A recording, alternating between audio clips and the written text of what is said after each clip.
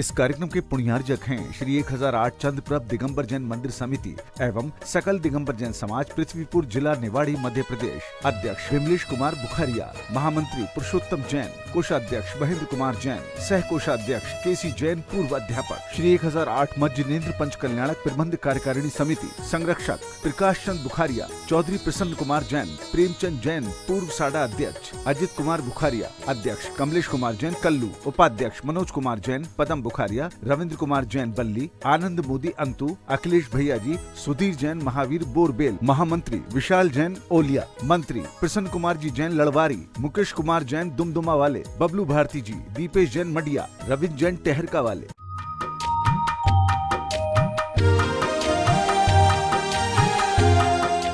रूप तो बने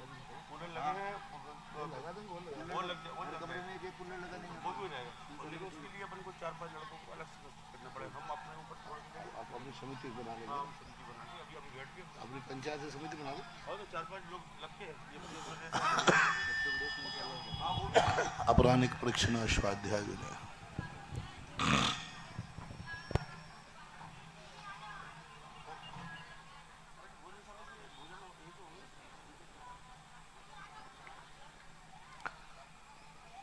नमो अरिहंताणं नमो सिद्धाणं नमो आयर्याणं नमो वज्रायाणं नमो लोये सौवशाहूर्णं। पंच परमेष्टि भगवान की जय। आचार्य श्री गुरुवर कुंद कुंद महाराज की जय। आचार्य श्री गुरुवर विद्यासागर महाराज की जय। परम पूज्य निर्यापक श्रवण मुनि श्री सुधा सागर जी महाराज की। सभी श्रोतागण एवं जिज्ञासु को सभी को नमस्कार करें।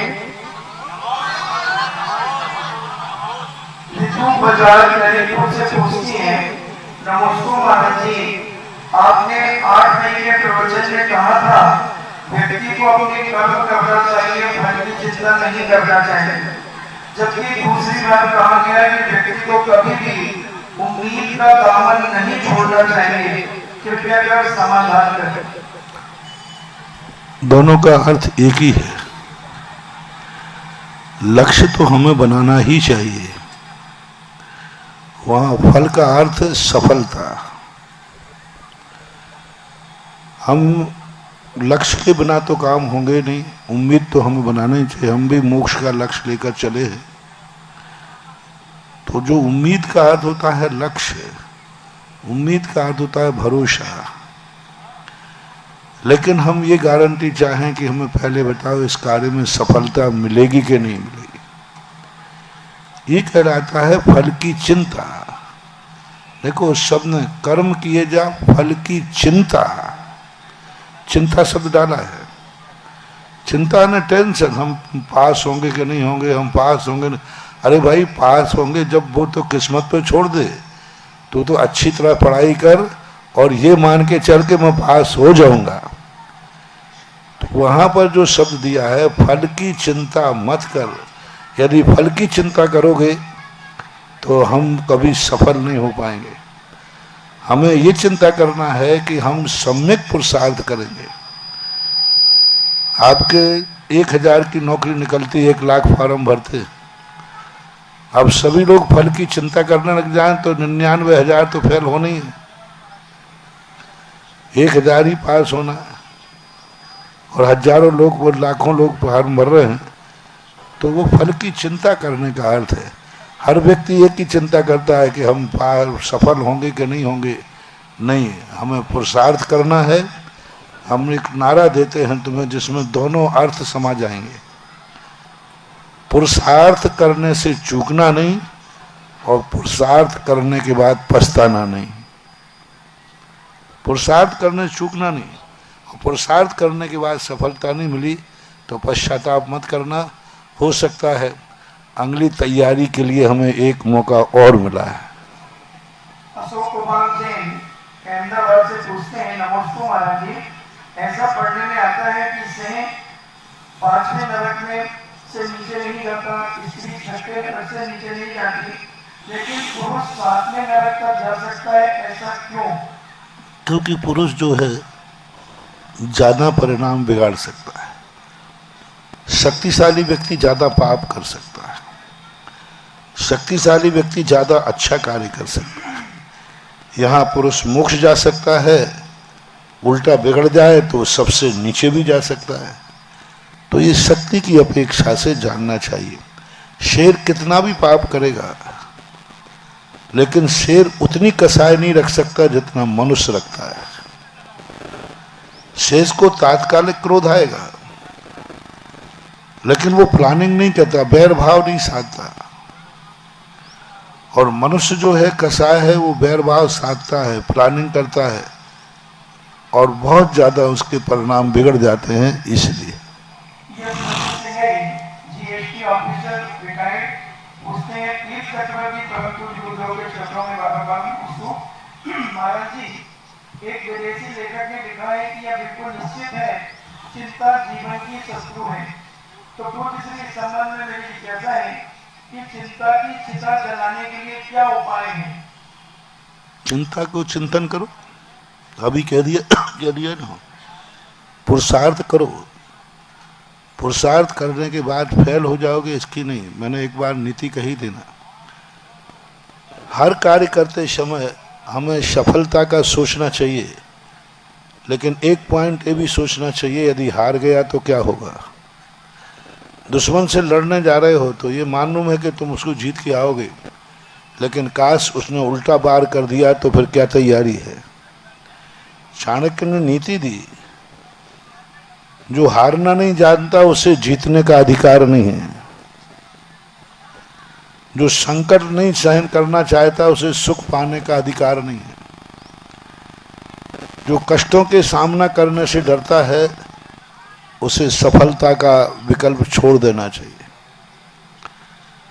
क्योंकि सफलता तो कष्टों के बिना होगी ही नहीं। इसलिए हम रास्ते में मुझे कांटा न लग जाए, यदि उस कांटे के डर यदि आपको है तो आप यात्रा मत कीजिए।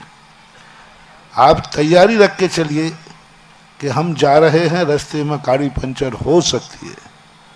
ये तैयारी आप पहले से करके रखेंगे तो फिर आपको चिंता नहीं होगी, आप चिंतन के माध्यम से उस समस्या का समाधान कर लेंगे। श्रीमती माधवी जैन दमोह से पूछती हैं, मेरे आराध्य गुरुवर के चरणों में बारंबार नमोस्तु। महाराज जी, वक्त अच्छा हो या बुरा गुजर ही जाता है, परंतु जो लोग हमारे बुरे वक्त में हमारे साथ खड़े रहते हैं उन्हें हम हमेशा याद रखते हैं तथा बुरे वक्त को भूल जाते हैं, जबकि हमें उसे भी याद रखना चाहिए। ऐसा क्यों कि लोग बुरे वक्त को भूल जाते हैं? देखो, बुरे वक्त पर जो साथ देता है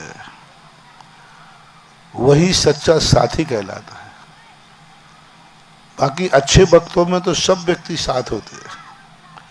जब तुम्हारा बहुत अच्छा समय चल रहा हो, सब तरफ से तुम सुख संपन्न हो, पैसा खूब हो, जय जयकार हो सब तरफ, उस समय तुम्हें संबंधी बुलाना नहीं पड़ते, वो संबंध बना लेते हैं।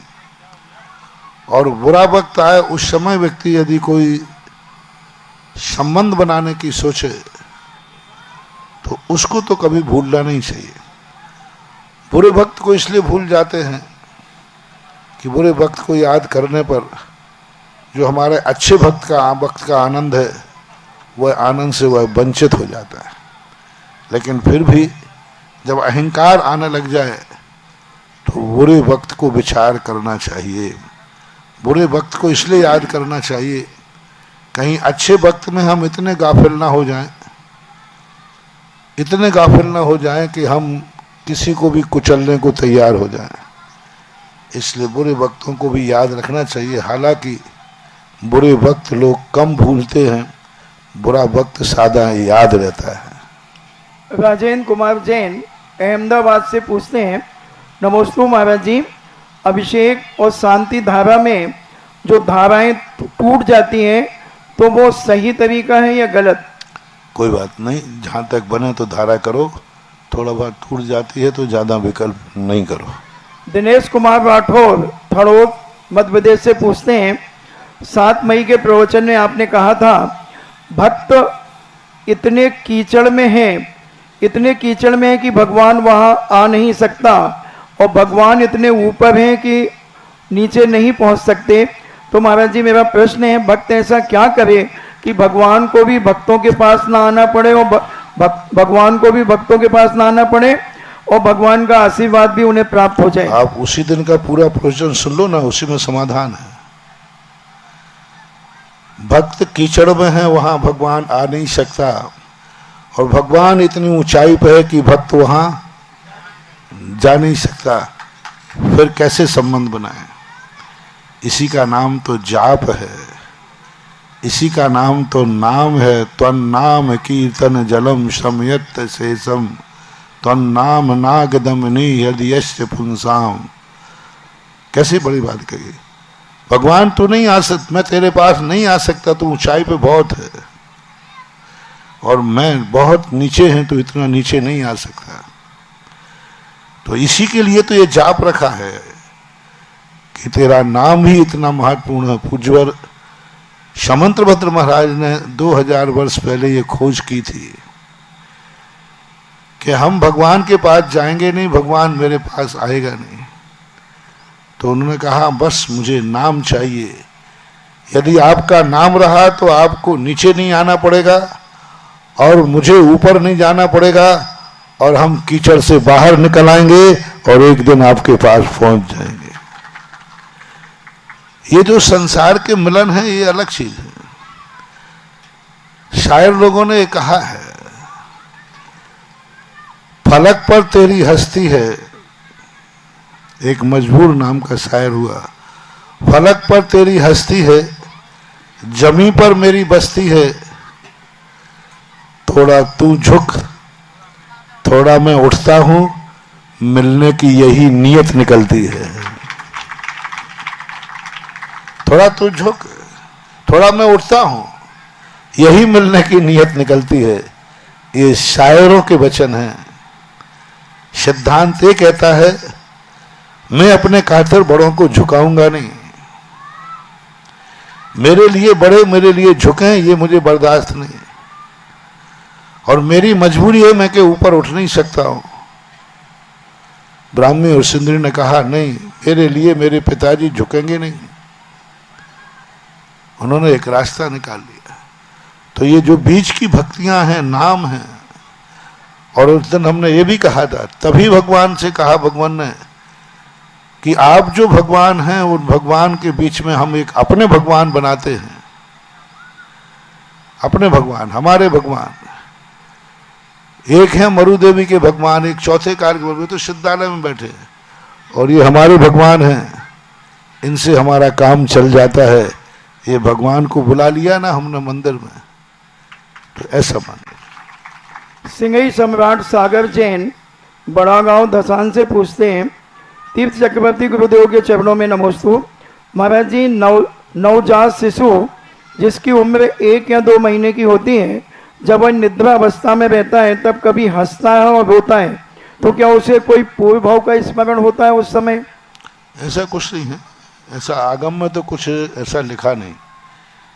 लोकोक्ति में बोलते उसको व्यामाता आके हंसाती है, लोग बोलते हैं उसको पूर्व भाव की याद आती है, लेकिन आगम और सिद्धांत में किसी जैनाचार्यों ने ऐसा उल्लेख नहीं किया। वो खुद अपने आप में आनंद की अनुभूति करता है, इसलिए उसको हंसी आती है। अतिशय जैन मुजफ्फरनगर से पूछते हैं, नमोस्तु महाराज जी, कुछ लोग बोलते हैं पहले रत्न दीपक थे और बाद में रोशनी के लिए घी का दीपक जलाया जाता है, फिर बाद में उसने आरती की परंपरा का रूप ले लिया, क्योंकि ऐसी प्राचीन आचार्यों ने कोई आरती नहीं लिखी। तो मेरा प्रश्न है कि क्या आरती का उल्लेख प्राचीन शास्त्रों में आता है? दीपक का आता है, और आरती प्रथमान युग में आती है। प्रथमान युग में इसको नीरजा नाम से कहते हैं। आरती का साहित्य में नीरजा, तो नीरजा नाम से आरतियों के उल्लेख मिले हैं, और जो आरती है एक प्रकार के दीपक ही है। आरती आ समन्तात परि रति, चारों तरफ से हम संपूर्ण गुणों से, आपके गुणों से हम अनुराग करते हैं, उसका नाम आरती है। आगम में जहाँ तक देखोगे कुछ परंपराएं ऐसी हैं कि आचार्य सब चीजें लिखते नहीं रहे। कितनी लिखी? अब कल के दिन तुम कह दोगे कि जयमाला कहाँ लिखी किसी आचार्यों ने? पहले 8 द्रव्य से पूजन की, जयमाला तो लिखी नहीं। कल के दिन कहो कि भाई पीठ का कहाँ लिखी, विनय पाठ कहाँ लिखा? तो ये सारी चीजें कहाँ कहाँ तक क्या क्या लिखे। अब तुम कहो कुएं का पानी लिखा है, ये थोड़ी लिखा कि रस्सी से खींचना कि बाल्टी से खींचना कि हाथ से भरना। तो सारी बातें लिखी नहीं। कुछ बातें ऐसी होती हैं जो प्रभायमान परंपरा से चलती हैं, उनको उल्लेखित नहीं किया जाता, परंपरा से आपको स्वीकार कर लिया जाता है। आपको मालूम है कि आरती आपके पहले थी कि नहीं? आगम छोड़ो, आपके पहले थी कि नहीं? बस अब अपने बाप की बात मानो, दुनिया के चक्कर में मत पड़ो। आपका बाप करता था, बात खत्म हो गई। आपके पिताजी करते थे, अब पिताजी से पूछो तो कहते ना कि कहते मेरे पिताजी करते थे। तो ये परंपराएं, बातें इतनी सरल रहती हैं। इन चीजों में, हर चीज में आगम शास्त्र कहाँ लिखा है, कहाँ लिखा, फिर इतनी चीजें हम बता देंगे कि आपको गृहस्थी में जीना मुश्किल हो जाएगा कि ये कहाँ लिखा। ये जितने तुम्हारे संबंध हैं, क्रियाएं, ये कहाँ लिखी। हर चीज को मैं आगम में लाऊंगा, नहीं लाना। कुछ चीजें जनपद सत्य। पूज्यवर अकलंग स्वामी ने राजवार्तिक में एक सत्य लिखा, जनपद सत्य, जिससे सम्यक दर्शन में बाधा ना जाए, मिथ्यात्व का पोषण ना हो। ऐसी परंपराएं जो आती हैं, उन परंपराओं को यथावत स्वीकार कर लेना चाहिए। हर चीज में आगम की दलील नहीं देना चाहिए। महेंद्र जैन पत्रकार इंदौर से पूछते हैं, नमोस्तु महाराज जी, आचार्य भगवान ने कहा है सहनशीलता से मन और ईमानदारी से जीवन शुद्ध होता है। महाराज जी, सहनशीलता की मर्यादा क्या होना चाहिए जिससे जीवन विशुद्धि बढ़ती जाए जीवन में? सहनशीलता की परिभाषा तो आप अपनी शक्ति के अनुसार है। उत्कृष्ट व्यक्ति की सहनशीलता 10 भाव तक होना चाहिए। है ना? 10 भाव तक भी तुम्हें दुश्मन पीछे पड़े, तुम्हारी कोई गलती ना हो, और 10 भाव तक दुश्मन गलती करता जाए तो भी तुम्हें सहिष्णु होना चाहिए। अभी तक आगम में एक व्यक्ति ने 10 भाव तक सहिष्णुता रखी, जिनका नाम पारसनाथ है। 10 भाव तक से एक पक्षी, दूसरी तरफ से कुछ नहीं, 10 भाव से कमठ हर भाव में परेशान करता रहा, और पारसनाथ सहिष्णु बने रहे। सहिष्णुता की कोई सीमा नहीं होती, क्षमा की कोई सीमा नहीं होती, धर्म की कोई सीमा नहीं होती। धर्म असीम होता है, सीमाएं तो अधर्म की होती हैं। क्रोध की सीमा आप पूछ सकते हो, शास्त्रों में लिखी भी है। क्षमा की सीमा नहीं लिखी शास्त्र में, हमें कब तक क्षमा रखना चाहिए, कब तक सहिष्णु होना चाहिए, कब तक समता भाव होना चाहिए। हाँ, क्रोध कब तक रखना चाहिए ये शास्त्रों में लिखा है। पूज्यवर नेमिचंद महाराज गोमट सार में अधिकतम 6 महीने, मध्यम 15 दिन, जघन एक अंतर्मुहूर्त। क्रोध की सीमा लिखी, मान की सीमा लिखी, पाप का सीमा लिखी, पाप का परिणाम लिखा, लेकिन धर्म का और अच्छे परिणामों की कोई सीमा नहीं होती, ये असीम होते हैं। रमेश गुरुमाला जैन हैदराबाद से पूछते हैं, नमोस्तु महाराज जी, भगवान के जब दीक्षा होने के बाद जो उनके वस्त्र हम श्रावकों को प्राप्त होते हैं तो उनको घर में कहाँ रखना चाहिए, और भगवान के परिमार्जन के बाद जो कपड़ा होता है उसको भी क्या घर में रख सकते हैं? तो भगवान की पोशाकें होती हैं, इनको अपने घर में डेकोरेशन में करके रख लीजिए, एक डिब्बा बना करके रख दीजिए, बस इसका ज़्यादा। क्योंकि ये शास्त्रों में तो इसका कुछ उल्लेख है नहीं। आप लोग श्रद्धा के वश, स्मृति के वश में ले जाते हो तो एक अच्छे स्थान पर रख देना चाहिए।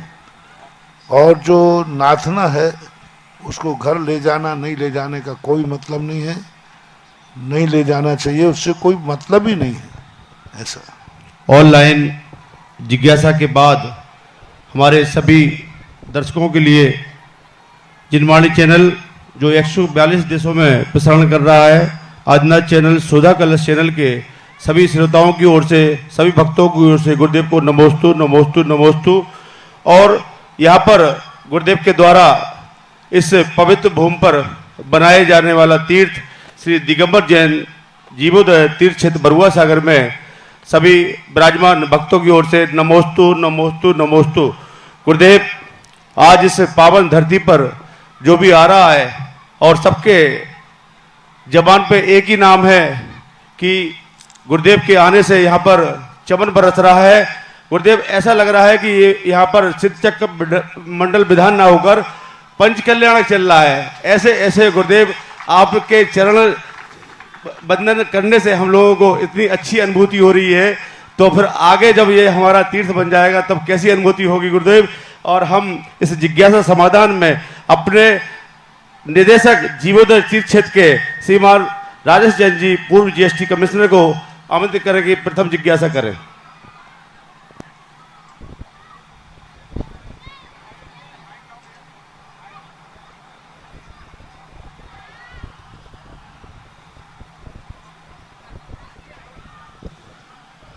और तैयार रहें श्रीमान इंजीनियर नेमीचंद जैन, ललितपुर। हेलो। हाँ, मेरे पूज्य गुरुवर के चरणों में बारंबार नमोस्तु, छलरक महाराज के चरणों में इच्छामी। महाराज, आपके मुख से सुना कि प्रत्येक जीव की उत्पत्ति निगोद से होती है, अर्थात प्रत्येक जीव कभी न कभी निगोद में रहा है। निगोद से एक इंद्री बनना बहुत कठिन है। अब महाराज जी, जिज्ञासा मेरी ये है कि हम नहाते समय, वाहन को चलाते समय या बहुत से आरंभ करते समय एक इंद्री पृथ्वी कायक, जल कायक, वनस्पति कायक, वायु कायक जीवों की विराधना करते हैं। दूसरी ओर मंदिर निर्माण में, भगवान के अभिषेक में या जो हमारे धर्म आयतन हैं उनके निर्माण में भी एक इंद्रिय, दो इंद्रिय जीवों की विराधना होती है। अब महाराज जी, प्रश्न यह है कि दोनों तरह के एक इंद्रिय जीव जो हमारे आरंभ की वजह से मृत्यु को प्राप्त हो रहे या पर्याय का परिवर्तन कर रहे हैं, और दूसरे जीव जो मंदिर आयतन निर्माण से, भगवान के अभिषेक से वो भी पर्याय को परिवर्तन प्राप्त कर रहे हैं, तो क्या उनके परिवर्तन में मन चेतना के आधार पर उनको उच्च पर्याय मिलेगी या ये निमित्त कारणों से? मेरी जिज्ञासा। बहुत अच्छा प्रश्न है। पहली बार तो दो प्रकार की हिंसा होती है विराधना। एक हिंसा करता है और एक हिंसा होती है। जो हिंसा करता है वो तो हिंसक ही है, हिंसा के लिए करता है। और एक हिंसा करना नहीं चाहता, करता नहीं है, होती है, और उसे मालूम है कि इसकी हिंसा होगी ही होगी, फिर भी हिंसा करने का भाव नहीं है, लेकिन हिंसा होती है। उस समय उसका अभिप्राय देखा जाता है कि यह व्यक्ति जो हिंसा कर रहा है इसका भाव क्या है। जैसे हम उदाहरण देते हैं, सैनिक 24 घंटे बंदूक के खटके पर उंगली रखे रहता है, 24 घंटे मारने का भाव रहता है, लेकिन उसे मारने का दोष नहीं लगता, देश की रक्षा का पुण्य लगता है। भाव मारने का है, बिल्कुल निशाना बनाए हुए, एक मिनट को भी नहीं चूक रहा, उंगली पर रखे खटका है, क्रिया मारने की हो रही है, लेकिन उसका लक्ष्य मारना नहीं है, देश की रक्षा करना है। तो वह मारने की क्रिया हो रही है, मरेगा लोग, मारेंगे लोग, लेकिन उसे मारने का दोष नहीं लगेगा, देश को बचाने का पुण्य लगेगा। तो यही क्रिया सम्यक दृष्टि की होती है। शाबद्य लेशो बहुपुण्य राशो। तो जीवों का जो जिसके द्वारा मरते हैं उसका अभिप्राय देखा जाता है कि इसके द्वारा ये जीव मरा है तो किस भाव से मरा। आपके यहाँ भी देखा जाता है आगे चाक से व्यक्ति मरा है कि पीछे चाक से मरा तो है। तो ये अब यही बात जो आपका प्रश्न है कि मरने वाले जीव का क्या निमित्त पर प्रभाव पड़ेगा, नहीं पड़ेगा। मरने वाले जीव पर कोई प्रभाव नहीं पड़ेगा, चाहे वह अच्छे भाव से मारा गया हो, चाहे बुरे भाव से मारा गया हो, चाहे अच्छे कार्य में मारा गया हो, क्योंकि उसको अनुभूति नहीं है। उसको अनुभूति नहीं है कि मुझे अच्छे कार्य के लिए मारा जा रहा है। यदि ये अनुभूति हो जाए तो संसार में सबसे ज्यादा पुण्य इन पंच स्थावरों को लगेगा, क्योंकि सबसे ज्यादा उपकार कर रहे हैं। कोई प्यासे को एक लोटा पानी पिला देते तो बड़ी पुण्य है, और पानी सारी दुनिया की प्यास बुझा रहा है लेकिन उसको कोई पुण्य नहीं लगता, किंचित मात्र पुण्य नहीं। भगवान मूर्ति बना दी गई तो भी पुण्य नहीं है, क्योंकि वो स्वयं अनुभूति नहीं कर रहा है। हाँ, यदि कोई ये अनुभूति कर ले कि मैं धर्म के लिए मर रहा हूं, मैं राष्ट्र के लिए मर रहा हूं, मैं महाराज को बचाने के लिए मर रहा हूं, जैसे सूकर। अब सूकर महाराज को बचाने के लिए शेर से भिड़ गया, क्योंकि शेर महाराज को खाने वाला था।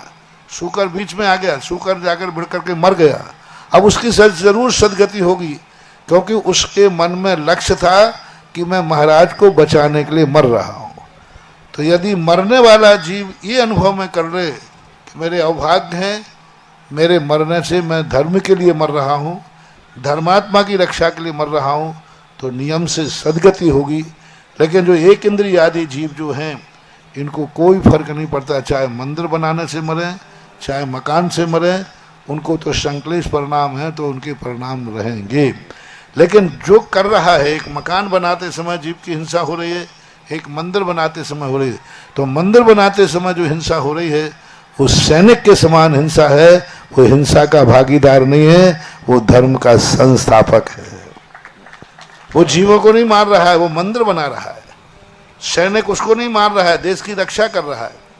इसलिए इन शुभ क्रियाओं में जरूर हिंसा होती है, लेकिन वो हिंसक नहीं होता अभिप्राय शुद्ध होने पर। कैसा करें श्रीमान नेमीचंद जैन, और तैयार रहें श्रीमान लाला नवीन जैन डबरा। उनके चरण जहाँ पड़े वो धरती सोना हो जाती है। उनके चरण जहाँ पड़े वो धरती सोना हो जाती है, वो धरती सोना हो जाती है। ऐसे हमारे गुरुदेव के चरणों में मेरा नमोस्तु नमोस्तु नमोस्तु। छुल्लक जी के चरणों में इच्छामि इच्छामि इच्छामि। गुरुदेव, मेरी जिज्ञासा आपके प्रवचनों में से ही है। आपने मनुष्य परिस्थितियों का दास नहीं, उसका निर्माता नियंत्रणकर्ता स्वयं होता है। मनुष्य परिस्थितियों का दास नहीं, उसका निर्माता नियंत्रणकर्ता स्वयं होता है। कृपया जिज्ञासा का समाधान करें महाराज जी। इसमें जुड़ी हुई जिज्ञासा में एक और है, धर्म क्या है एवं धर्म का स्वरूप क्या है। ग्रंथों में लिखा मिलता है बत्थु स्वभावो धम्मो। हमारे गुरुवर उमा स्वामी महाराज तत्वार सूत्र में लिखते हैं। पर सब थोड़े परिस्थितियां जो हैं नियंत्रक नहीं है, परिस्थितियों का निर्माता भी स्वयं है जी। जब परिस्थितियों का निर्माता स्वयं है तो फिर परिस्थितियों का नियंत्रक भी स्वयं ही होना चाहिए जी। क्योंकि परिस्थितियां हमें कोई पैदा करता नहीं है, परिस्थितियां हमारे द्वारा ही पैदा होती है, चाहे हम आज करें या कल करें। कुछ परिस्थितियां हमारे अतीत के किए हुए पाप कर्मों के उदय से आती हैं, कुछ परिस्थितियां वर्तमान की भूल से आती हैं। जब परिस्थितियां हम उत्पन्न करते हैं तो हमें उनका नियंत्रण भी करना चाहिए, और नियंत्रक जो है स्वयं ही है। यानी जब परिस्थिति हमारे पास आई है तो हमें उससे निपटना भी जानना चाहिए। हम जिस प्रकार से बुरे काम कर लेते हैं तो जब बुराई मिलती है तो हमें उसको सहन करने की क्षमता भी आना चाहिए। जिज्ञासा करें। प्रश्न इसमें ये है, और जो धर्म है जी, धर्म के दो रूप होते हैं जी। एक वह धर्म है जो वस्तु स्वरूप होता है, एक धर्म होता है परिस्थिति निवारक। जैसे सैनिक का धर्म है देश की रक्षा करना, उसे किसी को मारना पड़े तो मार सकता है, ये धर्म है। भूखे को रोटी खिला देना धर्म है, अंधे को रास्ता पार करा देना धर्म है। ये व्यवहार धर्म जितने प्रकार हैं उतने प्रकार के कार्य होते हैं। और निश्चय धर्म जो होता है वास्तविक से समस्त राग द्वेष कसाय भावों से अपने आप को निर्वृत्त कर लेना ही वास्तविक धर्म है। गुरुदेव गुरुवर उमा स्वामी महाराज ने जो तत्वार सूत्र में 10 धर्म बताए हैं, क्षमा, मार्दव, आर्जव, सत्य, शौच, संयम, तप, त्याग, आकिंचन, ब्रह्मचर्य, धर्म, इसमें हम कौन सा धर्म माने, कौन सा धर्म हमारे उपयोग में है? प्यास लगती है तो पानी पीना धर्म है जी। भूख लगती है तो रोटी खाना धर्म है, ठंड लगती है तो कपड़े पहनना धर्म है। जिंदगी में तुम इतने कार्य करते हो, उनमें से एक कौन सा सही है? पानी पीना सही है कि रोटी खाना सही है? दोनों सही है। बस तो यही जवाब है। नमोस्तु गुरुदेव, नमोस्तु गुरुदेव, नमोस्तु गुरुदेव। श्रीमान लाला नवीन जैन डबरा और तैयार रहे हैं श्रीमान नवीन बाबू जैन संयोजक, 12 वर्षीय पाठ्यक्रम झांसी। हमारे बीच में भारत सरकार के पूर्व केंद्रीय मंत्री प्रदीप जैन जी आदित्य और झांसी पंचायत यहाँ पधारी है। मैं अनुरोध करूंगा कि यहाँ पधारे और गुरुवर को श्रीफल अर्पित करें। नमोस्तु गुरुवर, नमोस्तु नमोस्तु। जिज्ञासा करें। इच्छामी सुलभ जी महाराज को इच्छामी। हाँ गुरुजी, मेरा शंका यह है कि मंदिर जी में जो निर्माल्य का दोष बताते हैं कि मंदिर का पैसा है वो निर्माल्य में किस तरीके से यूज करना है अपन को, तखत पे बैठना, मंदिर की द्रव्य नहीं चढ़ाना या चढ़ाना, वो निर्माल्य का दोष मानते हैं। तो निर्माल्य के दोष में क्या क्या आता है? दाता ने जिस भाव से दिया है उस भाव से न करके अन्न उपयोग करना सब निर्माल की कोटि में आता है। दाता ने यदि द्रव्य चढ़ाने के लिए दिया है तो फिर चढ़ाइए। दाता ने दिया है तुम्हें भगवान की मूर्ति बनाने के लिए, पांडुशिला बनाने के लिए, और तुम उससे द्रव्य ला रहे हो, तो पर्पस होना चाहिए। कोई निर्माल नहीं है, सब निर्माल है। देने वाले ने किस भाव से दिया है, लेने वाले से किस भाव से किया है, यह स्पष्ट घोषणा होना चाहिए तब। और स्पष्ट घोषणा नहीं है और अन्न का अन्न में उपयोग करना, ये सब निर्माल की कोटि में आता है। जैसे महाराज जी मंदिर में द्रव्य जो दान में आ चुकी है, तो उसमें पुजारी जो पूजा करते हैं, तो पुजारी पूजा करें या ना करें उस द्रव्य से, फिर उस द्रव्य का क्या होगा? क्या होगा उसका हम बता देते हैं। उसने द्रव्य रख दी कि भाई आप ये द्रव्य चढ़ाने के लिए रख दी, तो उसने तो पुण्य कमा लिया। तुम उस द्रव्य को चढ़ा दो और उतना पैसा गुल्लक में डाल दो, 2 पुण्य मिल जाएंगे, उसको भी मिल गया, तुम्हें भी मिल गया। नमस्ते महाराज जी, नमस्ते। जिज्ञासा करे श्रीमान नवीन बाबू जैन संयोजक, 12 वर्षीय पाठ्यक्रम झांसी और तैयार रहेंगी श्रीमती अनीता जैन कृष्णानगर। गुरुदेव के चरणों में 12 वर्षीय पाठ्यक्रम के सभी स्वाध्याय करने वालों की ओर से और सकल दिगंबर जैन समाज झांसी की ओर से कोटि कोटि नमोस्तु, कोटि कोटि नमोस्तु। और छुल्लक जी के चरणों में कोटि कोटि इच्छामी। गुरुदेव, आपके माध्यम से यहाँ से जो बात फैल रही है उसमें जीवोदय तीर्थ क्षेत्र के मेरी दादी सप्तम प्रतिमाधारी, वो भी यहाँ पर सदस्य बनने की उनने अपनी इच्छा प्रेषित की है और आपसे नमोस्तु प्रेषित करते हुए एक प्रश्न किया है कि गुरुदेव, निश्चय नय और शुद्ध निश्चय नय का क्या आशय है और उसको पृथक रूप से कैसे समझा जा सकता है? गुरुदेव, निश्चय नय का अर्थ है शुद्ध निश्चय नय। निश्चय का अर्थ है आत्मा के वस्तु के जो जिसमें कार्य होता है उस कार्य को उस वस्तु से संबंध जोड़ना निश्चय का काम है। शुद्ध निश्चय नय का अर्थ है पर निरपेक्ष राग द्वेष आदि से रहित जो आत्मा के परिणाम होते हैं, जिसमें परम पारणामिक भाव कहते हैं, उसे शुद्ध निश्चय नय कहते हैं। किसी निमित्त के माध्यम से आत्मा के परिणाम होना ये अशुद्ध निश्चय नय है।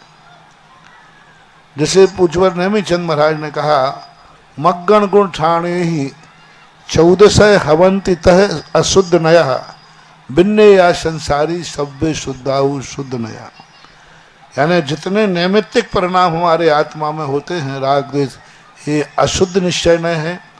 और निमित्त को छोड़ करके आत्मा का जो सहज परिणाम होता है वह शुद्ध निश्चय नय कहलाता है। गुरुदेव के चरणों में एक अनुरोध और है। गुरुदेव, 12 वर्षीय पाठ्यक्रम यहाँ बरुआ सागर में नहीं चल रहा है, झांसी में तो चल रहा है बहुत अच्छे से, गुरुदेव आप अपने मुखारबिंद से इनको प्रेरित कर देंगे तो ये लोग भी इससे जुड़ जाएंगे। नमोस्तु गुरुदेव। बरुआ सागर वाले अभी गर्भ से अभी इनका जन्म ही हुआ है, 1 केजी लायक भी नहीं है, अभी 2-3 दिन से इनका जन्म हुआ है और 1 हफ्ता हो गया गुरुदेव। 1 हफ्ता बोले अच्छे लोग से जागे हैं। और वस्तुतः प्रश्न बहुत अच्छा है। बरुआ सागर में महिलाएं पुरुष आप लोग 12 वर्षीय कोर्स का चालू कीजिए।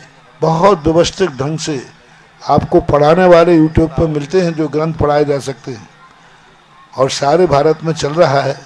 और आप घर में आध घंटे 1 घंटे भी आप पढ़ेंगे और 24 घंटे आपको पढ़ाने वाला है। जैसे कठिन ग्रंथ होते हैं संस्कृत के, उनको आपको यूट्यूब पर पढ़ाने वाले रहते हैं। 24 घंटे में जब मिले तब पढ़ जाना चाहिए। तो सबको पढ़ना चाहिए, पुरुष महिलाओं को। ये बहुत अच्छा कोर्स है। जिज्ञासा करें श्रीमती अनीता जैन, कृष्णा नगर। पूज्य पूर्व के चरणों में मेरा करबद्ध कोटि से नमन। छुल्लक जी के चरणों में इच्छा में। हे गुरुवर, आज पुण्य से आपसे एक जिज्ञासा का समाधान करने के लिए मौका मिला है। गुरुवर, मेरे मन में जिज्ञासा थी कि जैसे हम जिन में विराजमान करते हैं तो किस पुण्य से हम विराजमान करते हैं और इसका क्या पुण्य फल होता है, और हम अपने व्रतों का पालन करते हुए गृहस्थी में रहकर धर्म पर भावना कैसे कर सकते हैं। पुण्य का फल तो मूर्ति को विराजमान करने का जो भाव हुआ, ये सातिशय पुण्य है। कभी पूर्व जन्म में भावना भाई होगी कि हे भगवान, मेरा कोई भी आरंभ परिग्रह में करूं तो उस कारण से मैं जिनेन्द्र देव का मंदिर बनाकर मूर्ति बैठा लूं। वर्तमान में यही फल है कि उस मूर्ति से जितने लोग शांति प्राप्त करेंगे उस शांति का श्रेय आपके खाते जाता है। धर्म कार्यों के लिए श्रावकों का जो आचरण बताया है उस आचरण का पालन कीजिए। नमोस्तु गुरुवर, नमोस्तु गुरु। गुरुदेव, आपका यहाँ हम लोगों को आशीर्वाद प्राप्त हुआ और जब से आपने जीवोदय तीर्थ क्षेत्र की यहाँ घोषणा की है, और वास्तव में कोई भी यहाँ नहीं कह सकता कि ये तीर्थ क्षेत्र अभी नया बना है, इसका जन्म अभी हुआ है। ऐसे लग रहा है कि इसका जन्म तो वर्षों पहले हो गया है और गुरुदेव वर्षों से यहाँ जुड़े हुए हैं और गुरुदेव तो ऐसे लग रहा है जैसे यहाँ कई बार आ चुके हैं। गुरुदेव, जो भी यहाँ आपके माध्यम से योजनाएं प्रेषित की जा रही हैं वो आपके मुख से यहाँ से निकलती हैं और वो पूरी होती हैं। ऐसे ही आपके मुख से एक योजना निकली सिंह द्वार की, जिसकी राशि 51 कलश की रखी गई। मैं अपने पिता स्वर्गीय सिंह मदन मोहन जैन की स्मृति में ये सिंह द्वार बनाना चाहता हूं।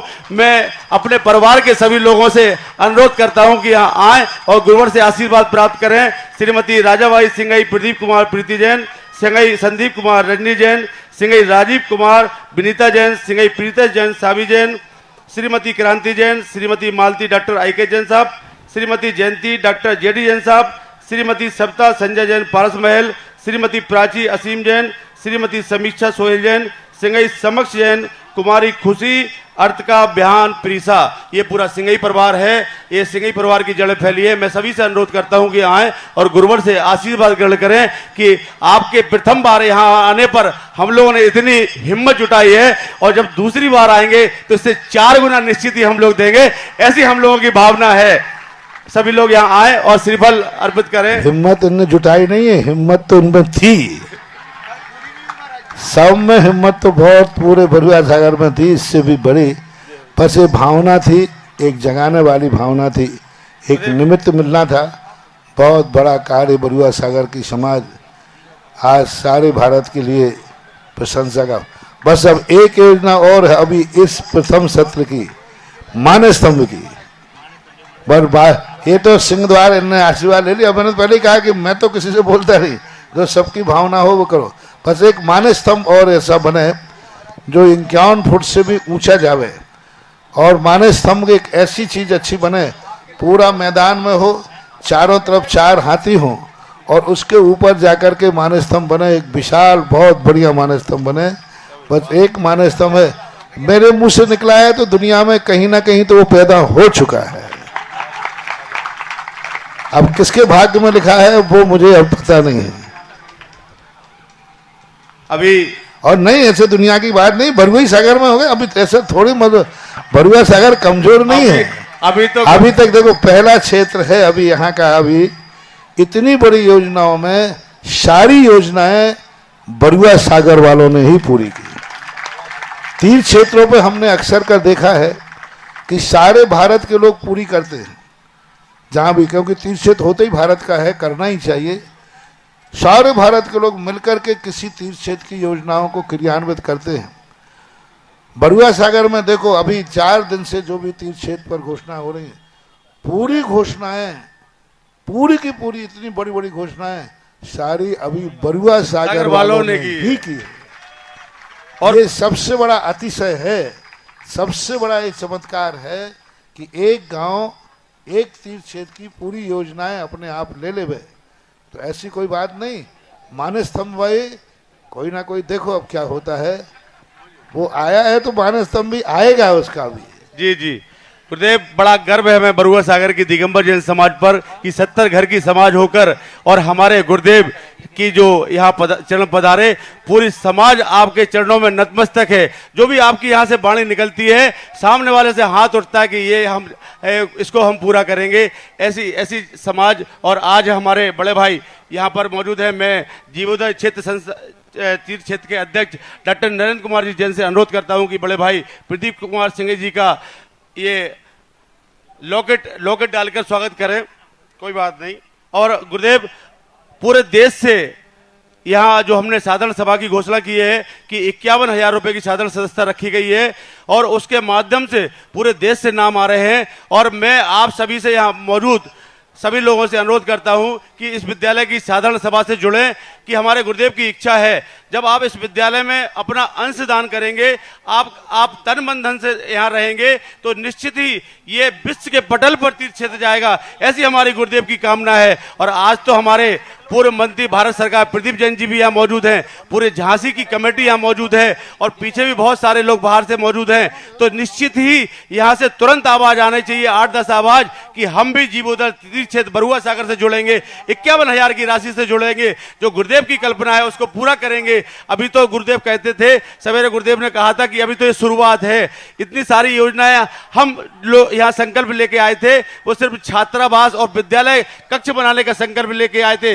जिसको आप लोगों ने 3 घंटे के अंदर पूरा किया। लेकिन जैसे जैसे हमारी योजनाएं पूरी हो रही हैं, हम और आगे बढ़ते जा रहे हैं और आगे बढ़ते जा रहे हैं। जब गुरुदेव कल तक आगे बढ़े, गुरुदेव ने कहा कि ये बच्चों ने तो सारी इच्छाएं पूरी कर दी, अब क्या करना है। तब गुरुदेव ने आज 2 घोषणाएं की और उसमें से एक घोषणा पूरी हो गई, एक घोषणा और शेष है, तो वो भी जल्दी पूरी होगी। ऐसा हमें लग रहा है कि ये पार्श्वनाथ भगवान यहाँ विराजे हैं, महावीर भगवान यहाँ विराजे हैं, जल्दी ही इच्छा पूर्ति करेंगे। देखो वहां से नाम आने लगे हैं कि 51,000 की राशि से हम सदस्य बनेंगे। ऐसे बहुत सारे नाम है। गुरुदेव आपकी आज्ञा हो तो पढ़। श्रीमान पदम चंद्र दीपक जी, शिल्पी, बूचा वाले ललितपुर, हाल निवासी हरिद्वार, इन्होंने 51,000 रुपए की सदस्य की घोषणा की है। श्रीमती, तालियां बजती रहें और जो भी यहाँ मौजूद हो अपने स्थान पर खड़े हो जाए और वहीं से गुरुदेव का आशीर्वाद प्राप्त करें। श्रीमती गजराबाई मिलाप चंद मनीष जैन बरुआ सागर, 51,000 रुपए की राशि देकर सदस्यता ग्रहण की है। खड़े हो जाए भैया, इनके परिवार से कोई भी हो। श्रीमती अंजलि प्रदीप जैन जौन वाले परिवार बरुआ सागर, 51,000 रुपए की राशि देकर सदस्यता ग्रहण की है। श्रीमती उषा आनंद जैन अभिषेक अनुराग सिमरा वाले ललितपुर, जोरदार तालियों से आप बजाते रहें, नाम बहुत सारे हैं। हाँ जी जी जी। और चौधरी अभी तो यहाँ है, अभी कहाँ बोले, अच्छा इधर लिखा है। और ये हमारे पूर्व प्रबंधक अभिनंदन दो तीर्थ ललितपुर के हैं। श्रीमान श्रीमती उषा पुत्र अभिषेक अनुराग समस्त सिमरा वाला परिवार ने 51,000 रुपए की राशि देकर सदस्यता ग्रहण की है। और श्रीमान, हाँ, और अभी देखो जैसे गुरुदेव ने कहा है कि जैसे आप घोषणा करो और उसकी राशि तुरंत करो, ऐसे हमारे इंजीनियर नेमी चंद जी ने यहाँ पर चेक की, यहाँ पर गुरुदेव आपके चरणों में चेक रखी है, हम लोगों को चेक दी है। तो ऐसे ही सभी से अनुरोध करते हैं कि ऐसे ही चेक प्रेषित करें और नगद राशि प्रेषित करें कि जल्दी से जल्दी हमारे यहाँ का निर्माण हो जाए। और जो भी गुरुदेव की कल्पना है, गुरुदेव ने जो भी समय निश्चित किया है, उससे 1 वर्ष पूरे पहले हम लोग इस निर्माण कार्य को पूरा करें, ऐसा गुरुदेव से हम लोग आशीर्वाद प्राप्त करेंगे। और उसी क्रम में चौधरी नरेंद्र कुमार नितिन कुमार जैन जी बरुआ सागर ने, इन्होंने भी सदस्यता ग्रहण की है। प्रदीप जैन बड़े, श्रीमती प्रीति जैन बहुरानी साड़ी संसार साड़ी सरोवर, इनने भी 51,000 रुपए की राशि देकर सदस्यता ग्रहण की है। श्रीमान ओम प्रकाश जैन बघील साहब ओरछा, 51,000 रुपए की राशि देकर सदस्यता ग्रहण की है। श्रीमती नाजनी जैन बरुआ सागर की बिटिया है और ये हमारे संजय अलिया जी की बहन है। श्रीमती नाजनी जैन और लाला मनोज कुमार घोड़ा जी भोपाल ने सदस्यता ग्रहण की है। और हमारे निर्मल कुमार अलिया जी पूर्व महामंत्री दिगंबर जैन पंचायत ने 51,000 रुपए की राशि देकर सदस्यता ग्रहण की है। शैलेश कुमार समकित अलिया बंटी अलिया ने 51,000 रुपए की राशि देकर सदस्यता की है। ये भोजनशाला में पूरा परिवार लगा हुआ है। गुरुदेव आपके समक्ष नहीं रहता है लेकिन पूरी व्यवस्था वहां संभाल रहा है। इनको भी आशीर्वाद आप यहां से प्रदान करें। श्रीमती विद्या देवी, हाँ न्यू जर्सी से है, श्रीमती विद्या देवी स्वर्गीय कुंदन कुमार जैन पन्ना 51,000 रुपए की राशि देकर सदस्यता ग्रहण की है। अंगूरी देवी श्रीमान राजकुमार जैन सागर, इन्होंने भी सदस्यता ग्रहण की है। गीता देवी उदयचंद जैन ककराहाटी वाले बरुआ सागर 51,000 रुपए की राशि देकर सदस्यता ग्रहण की है। नीता सिद्धेश्वर जमोरिया ये भी बरुआ सागर की बेटी है और ये हमारे लाला सिद्धेश्वर जमोरिया ने 51,000 रुपए की राशि देकर ललितपुर वालों ने अपनी सदस्यता ग्रहण की है। जोरदार तालियां तो आप बजाते रहें, जब तालियां आप बजाएंगे तब तो आवाज पूरे देश में पहुंचेगी कि बरुआ सागर में कुछ हो रहा है। और माताजी शीला जैन रजनी अखिलेश जैन भंडारी ने ये 51,000 रुपए की राशि देकर सदस्यता ग्रहण की है। सुकमाल अर्पित जैन सकरार 51,000 रुपए की राशि देकर सदस्यता ग्रहण की है। जो भी बंधु मेरी आवाज सुन रहे हैं और यहाँ पर खड़े होने आशीर्वाद ग्रहण करते चले। और कल फोन आया था हमारे संजय जी धमासिया का, ये सुकमाल जी धमासिया के परिवार के हैं। श्रीमान संजय जैन धमासिया टीकमगढ़ 51,000 रुपए की राशि देकर सदस्यता ग्रहण की है। अंकुर राजेश जैन मेडिकल स्टोर बरुआ सागर वाले 51,000 रुपए की राशि देकर सदस्यता ग्रहण की है। इंजीनियर श्वेता इंजीनियर प्रतीक जैन इंदौर, ये हमारे बिमलेश जी के बेटी दमाद हैं जो इस समय इस विधान में यज्ञ नायक के रूप में हैं। धर्मशाला के निर्माण में भी आपका एक मंजिल के लिए पुनर्जक बना है 31 कलश की राशि देकर। ऐसे हमारे सभी महानुभावों ने बहुत सहयोग दिया है तभी यह तीर्थ बनने जा रहा है। और अगला नाम है श्रीमती रजनी धर्मपत्नी श्रीमान स्वर्गीय नरेंद्र कुमार जैन मगरपुर वालों ने 51,000 की राशि देकर सदस्यता ग्रहण की है। एक नाम और है लाला आनंद कुमार जी जैन झांसी, ये हमारे राकेश अलिया जी के बहनोई साहब हैं, इन्होंने भी 51,000 रुपए की राशि देकर सदस्यता ग्रहण की है। बहुत सारे नाम है गुरुदेव, आज तो हम इतने ही पढ़ेंगे, बाकी कल पढ़ेंगे। अभी एक नाम और आया है 51,000 रुपए की राशि देकर श्रीमती शिल्पा सोनल जैन वैज्ञानिक टीकमगढ़ अमेरिका USA। अब बाकी कल होगी भैया, आज और भी अपने कार्यक्रम कर लेंगे।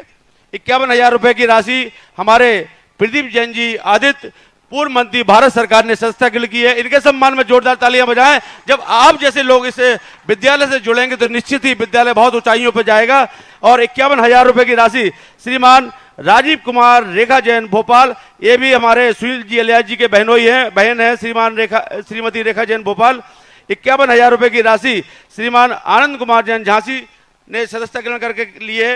51,000 रुपए की राशि श्रीमान प्रेमचंद विनोद कुमार नीलेश कुमार जी आरती जैन डबरा के द्वारा ये राशि। और कुछ नाम और हैं गुरुदेव। श्रीमती ताराबाई जैन सप्तम प्रतिमाधारी मातेश्वरी श्री देवेंद्र कुमार श्रीमती सरोज जैन टेरका वालों ने सदस्यता ग्रहण की है। और एक और देखो इम्फाल मणिपुर, कहाँ इम्फाल कहाँ मणिपुर और कहाँ बरुआ सागर, तो ऐसे लोग यहाँ सदस्यता ग्रहण कर रहे हैं। और जैन महिला समाज मणिपुर इम्फाल ने यहाँ विद्यालय की सदस्यता ग्रहण की है। हमारे राजीव भाई साहब राजीव जैन शीर्ष जो यहाँ बैठे हुए हैं गुरुदेव, ये भी गुरु भक्त हैं और परम जो भी साधु यहाँ आते हैं उनके लिए ये पूरे नतमस्तक रहते हैं। बीच में एक संतशाला भी बनाए हैं। सब गुरुओं को आपका आशीर्वाद प्राप्त है। और यहाँ भी 51,000 रुपए की राशि देकर सदस्यता ग्रहण की है। हम तो चाहते हैं कि भाई साहब आपने केवल 51,000 राशि दी है, हम तो चाहते हैं कि एक कमरा आपके नाम से हो तो और बढ़िया रहेगा और आप अपनी भावना बनाएंगे। हम तो अपनी भावना प्रेषित कर दी है। और हमारे परम पूज्य आचार्य श्री ज्ञान सागर जी महाराज का समाधि दिवस एवं विद्युत परिषद का राष्ट्रीय अधिवेशन 19 मई 2023 को पूज्य गुरुदेव श्री सुधा सागर जी महाराज के सानिध्य में बरुआ सागर में होने जा रहा है। गुरुदेव ने हम लोगों के लिए और कृपा बसाई है और लगभग 3-4 दिन और बढ़ गए हैं। इसलिए हम झांसी वालों से ये सूचना केवल झांसी वालों के लिए है कि भैया 3-4 दिन और बढ़ गए हैं, आप तो रोज आइए और रोज भावना भाइए, क्योंकि गुरुदेव हमारे जिले में जल्दी पहुंचे। लेकिन जब तक हम लोगों का पुण्य क्षीण नहीं होगा तब तक गुरुदेव यहाँ से बिहार नहीं करेंगे, गुरुदेव यहीं रहेंगे और ये तीर्थ जो बनने जा रहा है इसकी पूरी संरचना बनाकर यहाँ से बिहार करेंगे। ऐसे गुरुदेव ने हम लोगों के ऊपर कृपा करी है। और एक और सदस्य बने हैं श्रीमान आदित्य जैन भोपाल, चौधरी राकेश कुमार जी जैन रोशन जी के दामाद हैं। कल उन्होंने पूरे परिवार को यहाँ सदस्य बनाया। अच्छा, चलो ठीक है, जिज्ञासा कर लें बीच में। हाँ ठीक है, जिज्ञासा एक जिज्ञासा करने के लिए हम आमंत्रित कर रहे हैं ब्रह्मचारी भैया अभय जैन, ऋषभ बिहार, दिल्ली।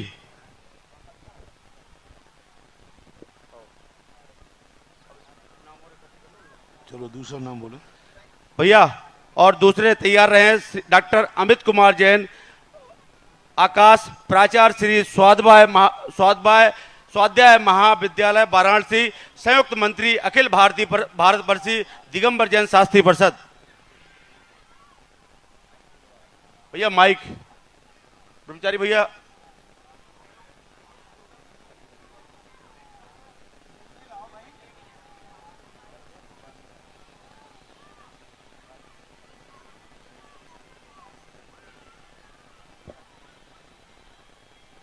पूज्य गुरुदेव के चरणों में कोटिशाह नमस्तु निवेदित करता हूँ। पूज्य श्री, आज सुबह आपने अपने प्रवचन में एक शिलालेख की चर्चा की थी कि उस मंदिर की पूजा करने वाले उस मंदिर निर्माता के दासों के दास रहेंगे। लेकिन आज इस बरवा सागर में लग रहा है जितने भी भारत के नहीं पूरे विश्व के जिनवानी भक्त हैं, आज आपने इस बरवा सागर के संस्कृत विद्यालय का वो पूर्णोद्धार किया है और पूरे विद्वान और पूरे जिनवानी भक्त आपके दासों के दास रहेंगे। ये मैं भावना आपके सामने रखता हूं। और पूज्य श्री, एक विडंबना आपके समक्ष प्रस्तुत कर रहा हूं, उसका समाधान चाहता हूं। आज यदि हम पुरानी बात करें, संपूर्णानंद संस्कृत विश्वविद्यालय से 18 संस्कृत विद्यालय जैन समाज द्वारा संचालित थे जो कि उससे एफिलेटेड थे। लेकिन आज उत्तर प्रदेश में केवल 5 विद्यालय बचे हैं। एक सियादबाद महाविद्यालय वाराणसी जो कि उठकर खड़ा हो गया है, और एक बरवा सागर पार्श्वनाथ दिगंबर जैन संस्कृत उच्चतर संस्कृत विद्यालय जो कि आपने उठाकर उसको खड़ा कर दिया है, और एक साड़ूमल में महावीर दिगंबर जैन विद्यालय है, और अयोध्या में एक बचा है देशभूषण दिगंबर जैन, वो भी सशक रहा है। एक मेरठ में है, एक इटावा में है। केवल 6 विद्यालय अभी बचे हैं। और सबसे बड़ी समस्या है कि आज यदि हम बच्चों के माता पिता से कहते हैं कि संस्कृत विद्यालय में एडमिशन लेने के लिए, माता पिता तैयार नहीं होते हैं, बच्चे तो बाद में तैयार हों। और जबकि संस्कृत का प्रचार प्रसार में इस समय चाहे भारत सरकार हो चाहे उत्तर प्रदेश सरकार है, वह तन मन धन से लगी है। और उत्तर प्रदेश सरकार ने संस्कृत माध्यमिक विद्यालयों में एनसीईआरटी के सिलेबस को भी लागू कर दिया है। चाहे हिंदी हो, संस्कृत हो, इंग्लिश हो, समाजशास्त्र हो, अर्थशास्त्र हो, साइंस हो, मैथ हो, इकोनॉमिक्स हो, जितने सब्जेक्ट हैं वो सब सब्जेक्ट जो कि उत्तर प्रदेश माध्यमिक शिक्षा बोर्ड इलाहाबाद में चलते हैं वे भी उसमें लागू कर दिए हैं। लेकिन तैयार नहीं होते माता पिता उसमें आने को। जबकि संस्कृत यदि आप एक सर्वे करें, संस्कृत और जैन दर्शन पढ़ने वाले एक भी छात्र ने आज तक आत्महत्या नहीं की होगी। और आईआईटी, सीए और आईएएस करने वाले छात्रों की आप प्रतिदिन हम अखबारों में पढ़ते हैं, न्यूज चैनल में देखते हैं कि बच्चे कितने आत्महत्या कर रहे हैं। आत्महत्या से हमें बचाना है उन बच्चों को और उनका पूर्णोद्धार करना है। और ये शिक्षा, संस्कृत की शिक्षा के लिए उस माता पिता को कैसे प्रेरित करें ताकि इन विद्यालयों का पूर्णोद्धार हो, ये भरे भरे हो जाएं, मार्गदर्शन करें। मूल बात है कि व्यक्ति मरने से नहीं डर रहा है। आत्महत्या होवे तो होवे, लेकिन जो आत्महत्या नहीं करते हैं वे कम से कम धन कमाते हैं। कोई भी विद्या, कोई भी भाषा, कोई भी अध्ययन व्यक्ति को यदि भविष्य नहीं दिखेगा तो वो पढ़ना नहीं चाहेगा, चाहे वो कितनी अच्छी भाषा क्यों ना हो। भविष्य चाहिए उसको। आज इंग्लिश क्यों हो गई? आज विश्व में 18 देशों में इंग्लिश की मुख्यता हो गई। सबसे बड़ी भाषा आज दुनिया की इंग्लिश है, क्योंकि इंग्लिश पढ़ने के बाद उसको भविष्य दिख रहा है कि वो रोजी कमा लेगा, आजीविका कमा लेगा। और वो भाषाएं क्यों गौण हो गई? प्राकृत भाषा क्यों चली गई? प्राकृत बढ़ने के बाद उसको रोजी रोटी कौन देगा? संस्कृत और अपभ्रंश पढ़ने के बाद कौन देगा? इसलिए सरकारों से मैं कहता हूं, और सरकार ध्यान दे रही है कि यदि किसी भाषा को जीतना है तो व्यक्ति को पढ़ने में कोई भाषा से, इंग्लिश का कोई किसी को शौक नहीं है। इंग्लिश पढ़ना उनकी मजबूरी है, क्योंकि इंग्लिश पढ़ने के बाद उनका विकास, उनका एरिया, वो आज कितनी दुनिया में आज अपन देखते हैं कोई इंग्लिश बोलता है तो यार बड़ा आदमी फर्राटिक इंग्लिश बोलता है, तो उसकी इज्जत समाज में होती है, घर में होती है, धन दौलत में होती है, दुनिया में होती है। अब इन भाषाओं को यदि हमें उठाना पड़ेगा तो इन भाषाओं को बोलने वाला, पढ़ने वाले की इज्जत मिले, उसको आजीविका मिले, उसका भविष्य उज्जवल हो। तो कोई भी भाषा ऐसी नहीं है जिस भाषा का अंत उसकी जिंदगी से जुड़ जाएगा, वो भाषा 5 साल के अंदर सारे विश्व की भाषा बन जाएगी। आजीविका से जुड़ना चाहिए। इसलिए संस्कृत जो विद्यालय आदि हैं, इनको अभी सरकारें बहुत आजीविका से जोड़ रही हैं, बहुत आजीविका से। आगे आने वाला युग आने वाला है कि संस्कृत कॉलेजों में निकले हुए लोगों के लिए सरकार प्रोत्साहन देगी, और अब आजीविका का भी साधन जुड़ रहा है। आज सांगानेर से जितने बच्चे निकलते हैं, कोई बेरोजगार नहीं है, ज्यादातर सब नौकरी पर पहुंच रहे हैं। तो जैसे भाषाओं से अर्थ जुड़ रहा है, वैसे वैसे भाषा उठ भी रही है। इसलिए हम सबको मिलकर के, सरकार को मिलकर के, संस्कृत और प्राचीन भाषाओं को पढ़ने वाले विद्यार्थियों के लिए आजीविका का यदि अच्छा साधन मिलेगा तो ये भाषाएं पुनः जीवित हो जाएंगी, और ये हो रहा है। हम भी इसलिए इनको प्रोत्साहन दे रहे हैं। हम कोई तुम्हारे समाज के बच्चों का भविष्य नहीं बिगाड़ेंगे, संस्कृत पढ़ा करके क्या करेंगे हम उनको। लेकिन जब मैंने पूरा पता कर लिया कि संस्कृत से भी पढ़ने वाले लोग ऑफिसर बन सकते हैं, आईएएस ऑफिसर बन सकते हैं, प्रोफेसर लेक्चरर बन सकते हैं, तहसीलदार बन सकते हैं, हर पोस्टों में अपने जा सकते हैं। जब ये पूरी जानकारी की, तब हमने संस्कृत विद्यालयों को जोड़ दिया। अब आपको संस्कृत विद्यालयों में पढ़ाने में कोई आपत्ति नहीं होना चाहिए। संस्कृत विद्यालयों में पढ़ने के बाद भी विद्यार्थी अपनी आजीविका चला सकता है, और यही प्रोत्साहन समाज को दिया जा सकता है। बाकी और कोई कितना भी हम महिमा गाएं, कुछ भी होने वाला नहीं। उनको तो चाहिए कि हमारा भविष्य क्या है। हम संस्कृत प्राकृत पढ़ लेंगे तो हमारा भविष्य क्या होगा, क्या मिलेगा? वह जो सारी नीतियों का प्रचार करो, और उसके लिए सरकार के कानून ढूंढो, और वो समाज के सामने रखो कि संस्कृत पढ़ने वाले का भविष्य इतना उज्जवल है, उसकी आजीविका इतनी महंगी, इतनी अच्छी आजीविका है, तो जरूर भाषाओं को पढ़ेंगे। पूज्य श्री, इसमें एक चीज और है, जैसे सांगानेर का प्रवेश शिविर लगता है, प्रवेश शिविर में लगभग 80-100 विद्यार्थी प्रवेश शिविर में आते हैं, और वहां पे लिए जाते हैं केवल 40 विद्यार्थी। बाकी विद्यार्थी अन्य ऐसी जगह पहुंचते हैं, वो दिग्भ्रष्ट भी हो सकते उसका हैं। मूल कारण है आपका संगठन का अभाव। जो आपकी संस्थाएं हैं, वे एक दूसरी संस्था से मैच नहीं करती। दूसरी संस्था वाला दूसरे के साथ बैठना पसंद नहीं करता। तो जब तक फूट रहेगी अपने अपनी संस्थाएं हैं, सारी संस्थाएं मिलकर के एक यदि हो जाएंगे, हमने पहले प्रयास किया था, लेकिन संस्थाएं सब एक नहीं होती है। आज सांगानेर संस्था के अंतर्गत आप लोग जाकर के मीटिंग कर लें, तो सांगानेर में जितने छात्र आएंगे एडमिशन वहाँ कराएंगे, और पढ़ाई जाकर के बनारस में करा देंगे, पढ़ाई जाकर के बरुआ सागर करा देंगे। लेकिन कमेटियाँ तो मिलने सही। नमस्ते। चले जिज्ञासा करें डॉक्टर दीपक जैन टीकमगढ़, और तैयार रहें चौधरी सौरभ जैन बरुआ सागर।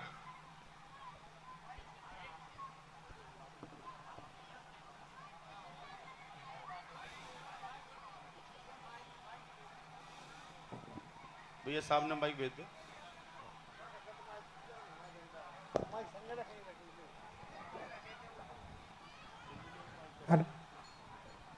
मेरे पूज्य आराध्य गुरुवर के चरणों में त्रैबार नमोस्तु नमोस्तु नमोस्तु। पूज्य छुल्लक श्री के चरणों में इच्छामी इच्छामी इच्छामी। महाराज श्री, मेरी जिज्ञासा है कि धर्म और अनुशासन एक दूसरे के पूरक हैं, लेकिन आजकल धर्म तो बहुत हो रहा है लेकिन अनुशासन की उतनी ही कमी होती जा रही है। ऐसा क्यों है महाराज जी, यही मेरी जिज्ञासा है। धर्म जो हो रहा है वो धर्म क्रिया रूप हो रहा है। अंतरंग यदि धर्म हो जाएगा तो अनुशासन आएगा ही आएगा। आज जो धर्म की क्रियाएं बन रही हैं वो प्रदर्शन का रूप लेती जा रही हैं, अथवा लोभ का रूप लेती जा रही हैं, भय का रूप लेती जा रही है। जो धर्म की परिभाषा हमारे शास्त्रों में बनाई है, धर्मात्मा व्यक्ति सब तरफ से अनुशासित होता ही है होगा यदि वो सच्चा धर्म स्वीकार करेगा तो। नमोस्तु गुरु। जिज्ञासा करें श्रीमान सौरभ जैन चौधरी और तैयार रहें हमारे प्रदीप कुमार जी जैन आदित्य बड़े भाई, पूर्व मंत्री भारत सरकार। मेरे आराध्य गुरुवर के चरणों में मेरा और पूरे चौधरी परिवार का कोटि कोटि नमोस्तु। चुल्लक जी के चरणों में चामी। महाराज जी, आज सुबह आपने प्रवचन में एक बात कही थी, एक बच्चे को जन्म देने का पुण्य और किसी व्यक्ति को वेंटिलेटर से बाहर निकालने का पुण्य। उस बात को गुरुवर हम सब लोग साक्षात आज अनुभव कर रहे हैं। और वेंटिलेटर तो हट ही गया, ऐसा लग रहा है अब तो ऑक्सीजन भी हट के सांसें भी चलने लगी हैं। वो चीज एनर्जी अब से आप यहाँ आए हैं अनुभव में आ रही है। हे गुरुवर, एक जिज्ञासा है, धर्म की प्रभावना और धर्मायतनों की रक्षा करने में क्या पुण्य होता है और इसका क्या फल है? धर्म की प्रभावना करने से स्वयं की प्रभावना है। धर्म की रक्षा करना स्वयं की रक्षा करना है, क्योंकि न धर्मो धार्मिक कई बिना, धर्म धर्मात्मा को छोड़ कर नहीं रहता। इसलिए धर्म हमारा आत्मा की पर्याय है। जो भी धर्म है सब आत्मा की पर्याय है। जब हम धर्म की रक्षा करते हैं तो हम खुद की रक्षा करते हैं। जब हम धर्म की जयकार बोलते हैं तो हम स्वयं की जयकार बोलते हैं। जितना जितना हम धर्म को प्रशंसा करेंगे, प्रभावना करेंगे, हमारा यश बढ़ेगा। जैसे हमने कहा था कल, आज सुबह ही कहा था, मुनिराज को आप आहार नहीं देते हैं, आप अपने जीवन को धन्य करते हैं। आप ये मंदिर नहीं बना रहे हैं, आप भाग्योदय जीवोदय तीर्थ क्षेत्र नहीं बना रहे हैं, आप अपने धन को सदुपयोग कर रहे हैं, आप अपने खुद का विकास कर रहे हैं। यानी जीवोदय तीर्थ क्षेत्र नहीं बनाया आपने, जीवोदय तीर्थ क्षेत्र के आप ऋणी हैं कि इस बहाने से आपको अपने पाप काटने का मौका मिला, आपको जीवन धन्य करने का मौका मिला। जो कमाई आपने आरंभ परिग्रह करके कमाई थी वह कमाई पाप में जाती, कहीं ना कहीं जाती। उस धन को तुमने धर्म के क्षेत्र में लगा करके अपने धर्म को ही पवित्र किया है। धर्म को नहीं बढ़ाया, आपने धर्म को पवित्र किया है। और वो धन जो तुम्हारा पवित्र हुआ है वो स्वयं है। सारे लोगों को एक ही धारणा बनाना चाहिए, धर्म को बढ़ाने का अर्थ है अपने आप को बढ़ाना।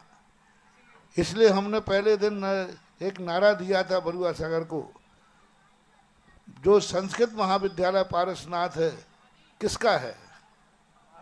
हमारा है। किसको बनाना है, किसको चलाना है?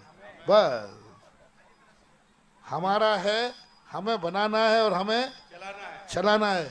बस यही नारा धर्म के, धर्म हमारा है, हमें चलाना है, हमें बढ़ाना है, तो ऐसा मानना चाहिए। जिज्ञासा करें सम्माननीय श्रीमान प्रदीप कुमार जी जैन आदित्य, पूर्व मंत्री, पूर्व केंद्रीय मंत्री भारत सरकार। पूज्य गुरुदेव के चरणों में नमोस्तु। पूज्य गुरुदेव, बुंदेलखंड की जो केंद्र नगरी है, झांसी है, एक एक कण कण आपको आमंत्रित कर रहा और हम लोगों का एक एक घंटा नहीं कट रहा। हम लोग हर दिन हम लोग दिन गिनते हैं कि कब पूज्य गुरुदेव के श्री चरण झांसी में आए।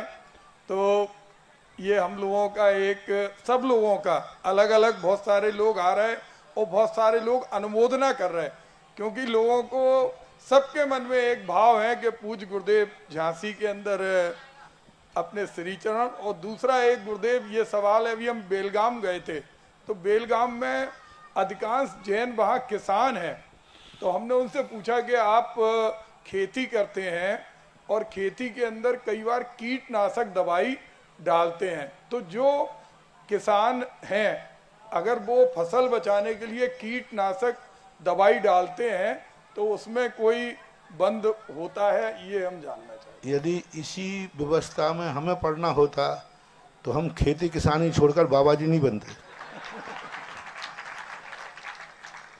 अब यदि हम मना करते हैं तो किसान मरेगा और हाँ करते हैं तो जीव मरेगा। जिसकी आफत है वही निपटाए ना, हमें बीच में क्यों पड़ रहे हैं। कुछ समस्याएं ऐसी हैं जिन समस्याओं का ना हाँ उत्तर है और ना उत्तर। मैं सपोज करो आपको कोई फोड़ा हो गया, कीड़े पड़ रहे हैं उसमें। अब कीड़े यदि पड़ रहे हैं तो उनको आप निकालोगे तो वो मरेंगे और नहीं निकालोगे तो वो मरेगा। तो आप क्या करते हैं? बस समझदार को इशारा काफी। नमस्ते। अभी हमारे भाई साहब कह रहे थे कि एक एक घंटा मुश्किल से निकल रहा, एक एक दिन मुश्किल से निकल रहा। आपको इतना आभास होना चाहिए कि गुरुदेव हमारे बगल में है, आपके रोम रोम पुलकित होना चाहिए थे। और आज आपका 7वां और 8वां चक्कर लग जाना चाहिए था। आप भी विलंब से चल रहे, इसलिए गुरुदेव की गाड़ी भी विलंब से चल रही। आप ये ना सोचो कि गुरुदेव आपके यहाँ समय से पहुंचेंगे। मैं भी नहीं सोच पा रहा हूँ कि एक एक दिन ये मांग नहीं रहे, मैं खुद बढ़ाते जा रहा हूँ। मैं पहली बार आश्रम में पढ़ा हूँ कि यहाँ पर ये नई मांग होते हुए मैं ही बढ़ा देता हूँ। यानी कुछ ना कुछ तो बरुआ सागर में है जो मुझे रोक रहा है। मैं भी नहीं रुकना चाहता हूँ और इनके भी रोकने के ज्यादा भाव नहीं थे, लेकिन फिर भी रुकता जा रहा हूँ। इसका अर्थ है कि कोई बहुत विशेष पुण्यवर्णा यहाँ थी और आज मुझे पता चला कि मेरे रुकने का मूल कारण था ये माटी कहती है कि तुम तीर्थ बनाए बिना यहाँ से नहीं जा सकते हो। और आज इसी कारण से ऐसा एक एक दिन बढ़ता जा रहा है। बहुत बड़ी चीज है। होता है, माटी का भी एनर्जी होती है, वो कभी रोकती है और कभी भेजती है। नमस्ते। जिज्ञासा करें सौरभ जैन सर्वक और तैयार रहें डॉक्टर अभिषेक जैन सागर। ये हमारे अध्यक्ष जी के दमान साहब हैं और अध्यक्ष हमारे जीवोदर तीर्थ क्षेत्र के डॉक्टर नरेंद्र कुमार जी जैन के दमान साहब श्रीमान अभिषेक जैन जी तैयार रहें। पूज्य गुरुदेव के चरणों में सकल दिगंबर जैन समाज झांसी की ओर से बारंबार नमोस्तु नमोस्तु नमोस्तु। पूज्य गुरुदेव, हमने शास्त्रों में पढ़ा और मुनिराजों के मुख से सुना कि भगवान महावीर स्वामी जब समोसन में अपनी दिव्य देशना देते हैं तो ऐसा दृश्य होता है, सभी लोग अपनी शंका और जिज्ञासा रखते हैं। वो आज आपके जिज्ञासा समाधान में बैठकर ऐसा हमें महसूस हो रहा है कि भगवान महावीर स्वामी का समोसन निश्चित रूप से ऐसा ही होता होगा जैसे आप पूज्य गुरुदेव अपनी दिव्य देशना के माध्यम से हम सभी की शंकाओं और जिज्ञासाओं का समाधान कर रहे हैं। पूज्य गुरुदेव, मेरी जिज्ञासा यह है कि सम्राट चंद्रगुप्त मौर्य ने जब 16 स्वप्नों में देखा कि धर्म के रथ को 2 बछड़े खींच रहे हैं, मगर प्रायः समाज में ये देखने को मिलता है जब धर्म प्रभावना और धर्म रक्षा के कार्य हेतु समाज की युवा आगे आते हैं तो कुछ लोगों को बड़ा कष्ट होता है, वेदना होती है, वो युवाओं को आगे बढ़ता हुआ देखना नहीं चाहते हैं। तो ऐसी स्थिति में, परिस्थिति में युवा क्या करे, कृपया मार्गदर्शन करें। नमोस्तु महाराज। उस स्वप्न के साथ पूरा स्वप्न नहीं पढ़ा आपने जी। 2 बछड़े खींच रहे हैं कौन से रथ को? जो गजरथ था, जो हाथियों के द्वारा खींचा जाना चाहिए था, उसको बछड़े खींच रहे हैं और जो हाथी थे वो पीछे जाकर रथ को पीछे खींच रहे हैं। तो उस स्वप्न का अर्थ है कि युवा तो आगे बढ़ेंगे लेकिन बूढ़े लोग पीछे खींचेंगे। ये पंचम काल की है, फिर भी बछड़े रथ को आगे ले जाएंगे, ये उसकी विशेषता। जय हो। नमोस्तु गुरुदेव। इसलिए वो तो उनका नेचर है, वो तो पीछे खींचते ही हैं। इसलिए अपन को आगे बढ़ना है और बढ़ रहे हैं लोग। आज युवाओं के द्वारा धर्म की प्रभावना हो रही है। नमस्ते गुरुदेव। आप लोगों को ऐसा आशीर्वाद दें कि आपको चाहे बरुआ सागर दिगंबर जैन पंचायत समिति हो, चाहे ये दीवोदर तीर्थ क्षेत्र हो, गुरुदेव आपकी कृपा से यहाँ युवा ही दिखते हैं, यहाँ ना कोई आगे दिखता है ना कोई पीछे दिखता है, तो ऐसा भी आप लोग बनाए और बरुआ सागर के साथ जुड़े तो आप निश्चित ही युवा आगे बढ़ते रहेंगे। तैयार रहे हमारे जिज्ञासा करें श्रीमान डॉक्टर अभिषेक जैन सागर और तैयार रहे डॉक्टर केसी जैन झांसी। गुरुदेव के चरणों में बारंबार नमोस्तु। गुरुदेव मेरी जिज्ञासा ये है कि आयुबंध जो होता है वो जिंदगी में 3 बार होता है, ऐसा पढ़ा है मैंने। अगर किसी व्यक्ति को आयुबंध हो गया है, मान लो गुरुदेव जानवर पर्याय का आयुबंध हो गया कि अगले जन्म में जानवर बनेगा, तो क्या वो कर्मों का अपकर्षण करके, पुण्य कर्म करके, धर्म दान आदि करके आयुबंध को टाल के अपना आयुबंध बदल नहीं सकता गुरुदेव? आयु 8 बार बंद होती है जिंदगी में, और आयु बंद होने के बाद उसकी जानवर पर्याय तो नहीं बदली जाएगी, उसमें आयु कम बढ़ हो सकती है। जैसे कोई जीव कुत्ता बनना चाहता था तो वो थोड़ा पुण्य बन के हाथी बन सकता है, जो कोई चूहा बनना चाहता था वो गाय बन जाएगा, पर आयु बंद होने के बाद फिर आयु का परिवर्तन नहीं होता, उसी में कम बढ़ किया जा सकता है। जय गुरुदेव। जिज्ञासा करेंगे श्रीमान डॉक्टर केसी जैन साहब झांसी और तैयार रहे श्रीमती नेहा चौधरी बरुआ सागर। महाराज श्री के चरणों में नमोस्तु नमोस्तु नमोस्तु। छुल्लक जी के चरणों में इक्षामी इक्षामी इक्षामी। हे महाराज, मैं ये निवेदन कर रहा हूँ कि मैं अपना कल्याण कैसे करूं, मुझे ये बताने की कृपा। अपने परिणामों को क्षमता भाव रखो, शांत भाव रखना, यही कल्याण का है। आकुलता रहित जीवन जीना ही कल्याण का मार्ग। जिज्ञासा करें श्रीमती नेहा चौधरी। अंतिम जिज्ञासा, उसके बाद आरती संपन्न होगी। गुरुदेव के चरणों में नमोस्तु। छुल्लक जी के चरणों में इच्छा में। हे गुरुदेव, मेरी जिज्ञासा है कि जीव स्वर्ग और नरक में भी पाप पुण्य करता है क्या? क्यों नहीं करता? सभी जगह करता है, परिणाम तो सभी जगह है। वहाँ के पाप पुण्य के तरीके अलग हैं, यहाँ के पाप पुण्य के तरीके अलग हैं, पर होता है।